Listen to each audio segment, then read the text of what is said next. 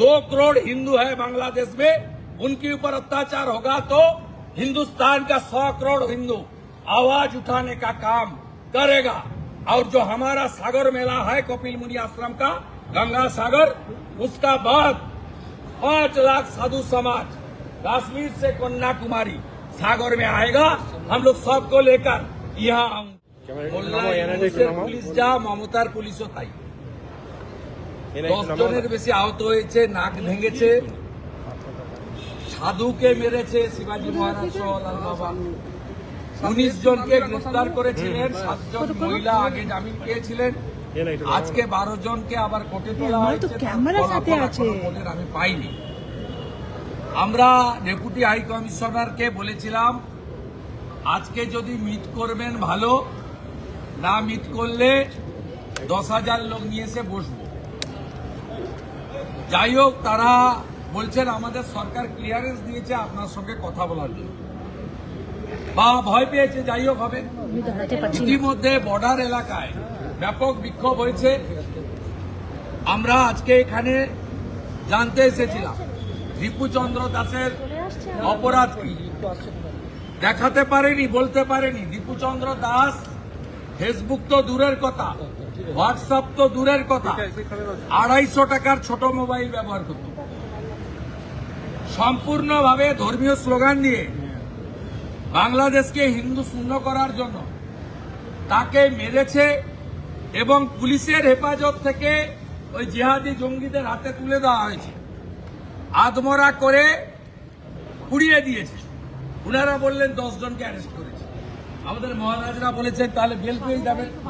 আমাদের এই যে প্রভুর মহারাজ ছিলেন, বলেছেন বেল পেয়ে যাবেন।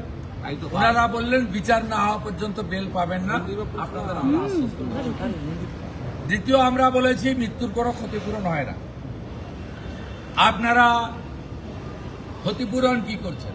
না রাষ্ট্র দায়িত্ব নিয়েছে ওনার পরিবারে। আমরা কি দায়িত্ব নিয়েছেন পাবলিকলি জানান, আমাদের নাইবা জানাবেন। আমরা পরিষ্কার বলেছি যেটা বন্ধ হবে কবে, বন্ধ হবে কবে, হিন্দু নির্যাতন বন্ধ কবে হবে। প্রভুরা বলেছেন চিন্ময় প্রভুকে কোন অপরাধে 2 বছর জেলে রেখেছেন, 1.5 বছর। উত্তর ওনাদের লিমিটেশন আছে, ডেপুটি হাই কমিশনার কতটা উত্তর দেবেন।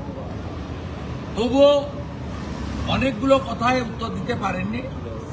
সাধু সমাজ যারা আমার সঙ্গে ছিলেন আজকে, তারাও অত্যন্ত ব্যথিত কণ্ঠে বলেছেন যে এটা বন্ধ না হলে আমরা রিয়াক্ট করব। আমি উদাহরণ দিয়েছি, গাজাতে যে লড়াই ইসরায়েল করছে কেন? ইহুদিদের বাঁচানোর জন্য। ইরান সহ ইসলামিক কান্ট্রি প্যালেস্টাইনকে সাহায্য করছে কেন? যেহেতু প্যালেস্টাইন ইসলামিক কান্ট্রি, এটা ধর্মীয় কারণে। আমি প্রশ্ন করেছি বাংলাদেশ সরকারকে যে আগের প্রধানমন্ত্রী হাসিনা ওয়াজেদ রোহিঙ্গা মুসলমানদের কক্সবাজারে থাকতে দিয়েছিলেন কেন? মুসলমান বলে। তাহলে ওপারে 2 কোটি হিন্দু আছে, তারা মার খাবে, পুড়িয়ে দেবেন যুবক ছেলেগুলোকে। এইটুকুটুকু বাচ্চা, তরতাজা সুন্দর সুন্দর যুবক ছেলে, তাদেরকে পুড়িয়ে মারবেন। আর এপারের 100 কোটি হিন্দু বসে বসে দেখবে। এই জিনিস হতে পারে না, হতে পারে না। আমি আপনাকে বললাম, খালা মমতা যত প্রাচীর করে পুলিশ করে রাখুক, ব্যবস্থা যদি না নেয়, নতুন বছরে এই সবগুলোকে তুলে ফেলে দেব। যেমন যুব ভারতীতে মেসির দিন যুবকদের, ইয়াং জেনারেশনের তারা দেখেছে, রাজীব কুমাররা ছুটে পালিয়েছে। আমরা এখানে দেখিয়ে দেব বলে গেলাম। আর আজকে 1000 সাধু এসেছেন, 300 নাগা সন্ন্যাসী। গঙ্গাসাগরে 5 লাখ সাধু যাবেন। গঙ্গাসাগরে স্নান করে ফেরার পরে আমি সব সাধুকে বাবুঘাট থেকে তাদেরকে পথ দেখিয়ে এখানে নিয়ে আসব। কলকাতা পুলিশের কত ক্ষমতা আছে মনোজ বর্মার, ওই দিন দেখা হবে।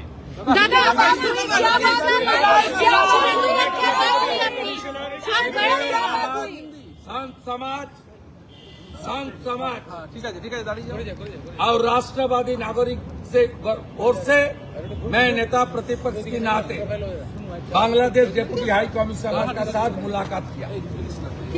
हमारी एक ही मांग है, हिंदू निधन, हिंदू अत्याचार बंद करो, नहीं तो सबक सिखाने का काम भारत की 100 करोड़ हिंदू सबक सिखाने का काम करेगा। उन्होंने 4-5 दिन हम लोग के साथ मुलाकात नहीं किया।